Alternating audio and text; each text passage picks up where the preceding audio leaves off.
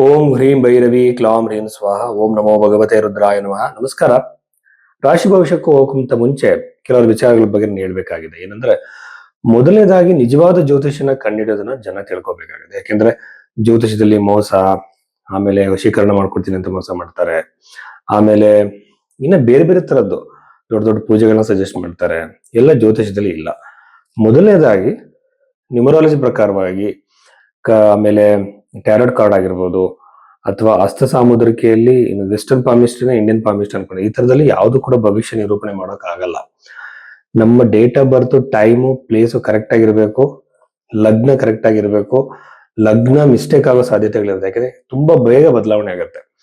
ಇದನ್ನ ಕಂಡುಹಿಡಬೇಕು ಅಂದ್ರೆ ನಿಮ್ಮ ಜೀವನದಲ್ಲಿ ಹಿಂದೆ ನಡೆದಿರೋ ಘಟನೆಗಳನ್ನ ಆತ ಹೇಳ್ಬೇಕು. ಹೇಳಿ ಆ ಲಗ್ನವನ್ನ ತಿದ್ದಿ ಮುಂದಿನ ಭವಿಷ್ಯವನ್ನು ಹೇಳ್ಬೇಕಾಗತ್ತೆ. ಹಿಂದೆ ನಡೆದಿರೋ ಘಟನೆಗಳನ್ನ ಕಂಪಲ್ಸರಿ ಹೇಳ್ಬೇಕಾಗತ್ತೆ. ಅಂದ್ರೆ ಅಕ್ಯುರೇಟ್ ಅಂತಲ್ಲ, ಒಂದು ಟೈಮ್ ಪೀರಿಯಡ್ ಅಲ್ಲಿ ಈ ತರ ಘಟನೆಗಳು ನಡೆದಿರೋ ಸಾಧ್ಯತೆ. ಯಾಕೆಂದ್ರೆ ಲಗ್ನವನ್ನು ಕಂಡಿಡಿಯಾಗಿ ಇವೆಲ್ಲ ಮಾಡ್ಕೊಂಡ ಮೇಲೆ ಪೂಜೆಗಳನ್ನ ಸಜೆಸ್ಟ್ ಮಾಡುವಾಗ ಬೃಹತ್ ಪರಾಶರ ಹೋರಾಶಾಸ್ತ್ರದಲ್ಲಿ ಯಾವುದೇ ಒಂದು ನಿಮಗೆ ರಮಲಶಾಸ್ತ್ರ ಆಗಿರ್ಬೋದು, ಇನ್ನೊಂದಾಗಿರ್ಬೋದು, ಇದ್ಯಾವುದು ಕೂಡ ಅದ್ರಲ್ಲಿ ಉಲ್ಲೇಖ ಇಲ್ಲ. ನಿಮಗೆ ಆ ಜ್ಯೋತಿಷದ ಪ್ರಕಾರವಾಗಿ ಅಂದ್ರೆ ಬೃಹತ್ ಪರಾಶರ ಹೋರಾಶಾಸ್ತ್ರ ಮೈನ್ ಗ್ರಂಥ ಆಗಿರೋದ್ರಿಂದ ಅದರಲ್ಲಿರೋ ಪರಿಹಾರಗಳು ಬಂದು ಬಹಳ ಸಿಂಪಲ್. ಮಂತ್ರ ಜಪ, ದಾನಗಳು, ಸ್ತೋತ್ರಗಳು, ಇದು ಮಾತ್ರ ಇದೆ. ಇದನ್ನ ಯಾರು ಬೇಕಾದ್ರೂ ಮಾಡ್ಬೋದು, ಪ್ರತಿಯೊಬ್ಬ ವ್ಯಕ್ತಿ ಕೂಡ ಮಾಡ್ಬೋದು, ಯಾವುದೇ ಭೇದ ಭಾವ ಇಲ್ಲ. ಸೊ ಈ ಬಗೆಯಲ್ಲಿ ಹೋಗ್ಬೇಕೆ ಹೊರತು ಕಾಳ ಸರ್ಪ ದೋಷ ಅನ್ನೋದು ಜ್ಯೋತಿಷದಲ್ಲಿ ಇಲ್ಲ. ಆಗ್ಲಿ ಕುಜ ದೋಷದ ಬಗ್ಗೆನೂ ಡಿಬೇಟ್ಸ್ ಇದೆ, ಪಿತೃದೋಷದ ಬಗ್ಗೆ ಡಿಬೇಟ್ಸ್ ಇದೆ. ಇದೆಲ್ಲ ಕೂಡ ಯಾವ್ದು ಇಲ್ಲಿರೋ ದೋಷಗಳನ್ನ ಹೇಳಿ, ಈಗ ಮೊನ್ನೊಬ್ಬರು ಹೇಳ್ತಿದ್ರು ಅದ್ಯಾವುದೋ ಒಂದು ದ್ವಿಕಳತ್ರ ಯೋಗ ಇದೆ ಅಂತ. ಇವೆಲ್ಲ ಜ್ಯೋತಿಷದಲ್ಲಿ ಎಲ್ಲಿದೆ ಅಂತಾನೆ ಗೊತ್ತಿಲ್ಲ, ಸುಮ್ಮನೆ ಎದುರಿಸ್ತಾರೆ. ಸೊ ಆತರ ನಂಬಬೇಡಿ.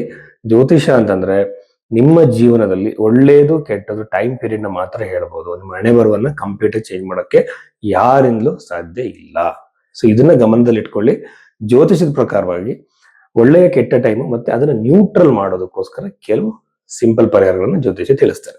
ಸೊ ಈ ಬಗ್ಗೆಯಲ್ಲಿ ಜಾತಕ ನೋಡ್ಸೋದಕ್ಕೆ ನೀವು ಭೈರವಿ ಆಸ್ಟ್ರೋದಲ್ಲಿ ನಿಮ್ಮ ಜಾತಕವನ್ನ ತೋರಿಸಬಹುದು. ಈ ಕನ್ಸಲ್ಟೇಷನ್ ತಗೊಳ್ಬಹುದು. ಮಿಥುನ ರಾಶಿ 2026 ಫೆಬ್ರವರಿ 22ನೇ ತಾರೀಕಿನ ನಂತರದಲ್ಲಿ ವಾರ ಭವಿಷ್ಯವನ್ನ, ಈ ಮಂತ್ನ ಕೊನೆಯ ಒಂದು ವಾರದ ಭವಿಷ್ಯವನ್ನ ನಾವು ನೋಡೋದಾದ್ರೆ, ಬಹಳ ಮುಖ್ಯವಾಗಿ ನನಗೆ ಅನಿಸ್ತಿರೋದು ಮಿಥುನ ರಾಶಿಯವರಿಗೆ ರಾಶಿಯಲ್ಲಿರುವಂತ ಗುರುಗ್ರಹ ವಿವಾಹ ಪ್ರಾಪ್ತಿ ಮಾಡುವ ಸಾಧ್ಯತೆ, ಗಂಡ ಹೆಂಡತಿನ ಒಂದು ಮಾಡುವ ಸಾಧ್ಯತೆ, ಅನವಶ್ಯಕ ಕಿರಿಕಿರಿ ಜಗಳಿಂದ ದೂರ ಆಗಿರ್ತಾರೆ, ಅವ್ರ ಹತ್ರ ಆಗೋ ಸಾಧ್ಯತೆಗಳು, ಆಮೇಲೆ ಕೋರ್ಟಿನ ಮೆಟ್ಟಿಲ್ ಹತ್ರ ಬಿಟ್ಟಿರ್ತಾರೆ. ಸೊ ಅಂತವ್ರು ಕೂಡ ಮತ್ತೆ ಕಾಂಪ್ರಮೈಸ್ ಆಗುವಂತಹ ಸಾಧ್ಯತೆಗಳು ಈ ಒಂದು ಮಿಥುನ ರಾಶಿಯವರಿಗೆ ಸಾಧ್ಯತೆ ಇದೆ.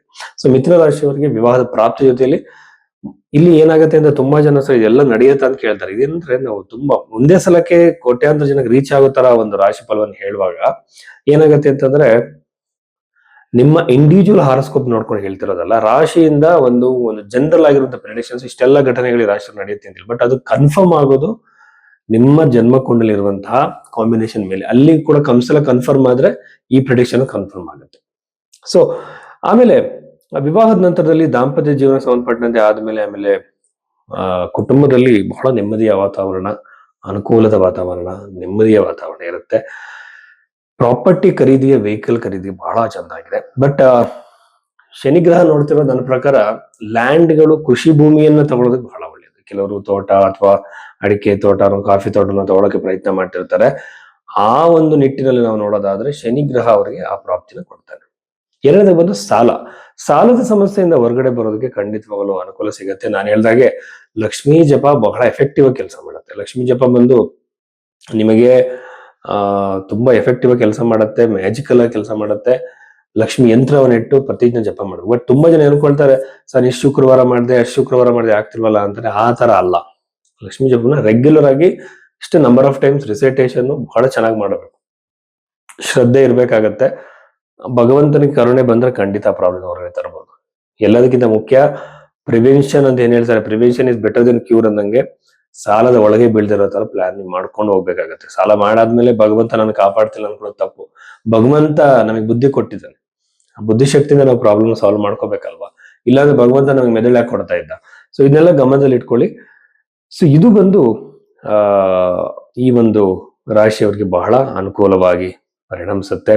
ಜೊತೆಯಲ್ಲಿ ನನಗೆ ಅನಿಸ್ತಾ ಇರುವಂತದ್ದು ಬಹಳ ಮುಖ್ಯವಾಗಿ ಅಭಿವೃದ್ಧಿಯ ಸಾಧ್ಯತೆ ಬಹಳಷ್ಟು ಇರುತ್ತೆ. ಇಷ್ಟು ವಿಚಾರಗಳು ಈ ಒಂದು ರಾಶಿಯವ್ರಿಗೆ ಸಂಬಂಧಪಟ್ಟಂತೆ ಇದೆ ಅಂತ ಹೇಳ್ಬೋದು. ಆಮೇಲೆ ವಿದ್ಯಾರ್ಥಿಗಳು ಕೂಡ ಅನುಕೂಲವಾಗಿದೆ. ದೂರ ಪ್ರಯಾಣಕ್ಕೆ, ದೂರದಲ್ಲಿ ಜಾಬ್ ನೋಡುತ್ತಿರೋರಿಗೆ ಅನುಕೂಲವಾಗಿದೆ. ಅನಂತರದಲ್ಲಿ ಆ ವಿಶೇಷವಾಗಿ ನನಗನ್ನಿಸಿರೋದು ಕೃಷಿ ಭೂಮಿಯಿಂದ ಬಹಳ ಅನುಕೂಲ ಆಗೋ ಸಾಧ್ಯತೆ ಇದೆ. ಹೊಸದಾಗಿ ಬಿಸ್ನೆಸ್ಗಳು ಮಾಡಿದವ್ರಿಗೆ, ಫುಡ್ ರಿಲೇಟೆಡ್ ಬಿಸ್ನೆಸ್ಗಳು ಮಾಡ್ತಿರುವಂತವ್ರಿಗೆ, ವ್ಯಾಪಾರಿಗಳಿಗೆ, ಸಣ್ಣ ವ್ಯಾಪಾರಿಗಳಿಗೆ, ಆಹಾರ ಪದಾರ್ಥಗಳನ್ನ ಮಾರುವಂತವ್ರಿಗೆ ಬಹಳ ಅನುಕೂಲವಾಗುತ್ತೆ. ಆಮೇಲೆ ಶುಕ್ರನ ಒಂದು ಪ್ರಭಾವ ಇರುವಂತಹ ಬಟ್ಟೆಗಳು, ಪರ್ಫ್ಯೂಮ್ಸ್ಗಳು, ಕಾಸ್ಮೆಟಿಕ್ಸ್ ಗಳನ್ನ ಮಾರುವಂತವ್ರು ಕೂಡ ಬಹಳ ಅಭಿವೃದ್ಧಿಯಾಗಿರುತ್ತೆ. ಈ ರಾಶಿಯವರಿಗೆ ಇಷ್ಟೆಲ್ಲ ಲಾಭಗಳು ಇದೆ ಅಂತ ಹೇಳ್ಬೋದು. ನಮಸ್ಕಾರ.